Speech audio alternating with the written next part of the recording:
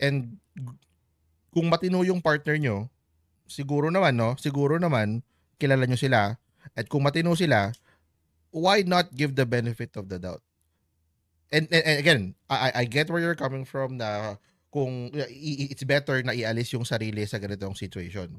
Okay, nagigets ko yon. Pero, paano kung yung intention nga, nung partner mo, okay, and then, sabihin na natin, okay din sa umpisa yung intention nung friend. Pero, nagka-develop yung friend, dapat yung partner mo yung ialis, yung umalis yung partner mo dun sa situation na yon. Wala siyang ginawang mali, kasi they are just trying to make friends.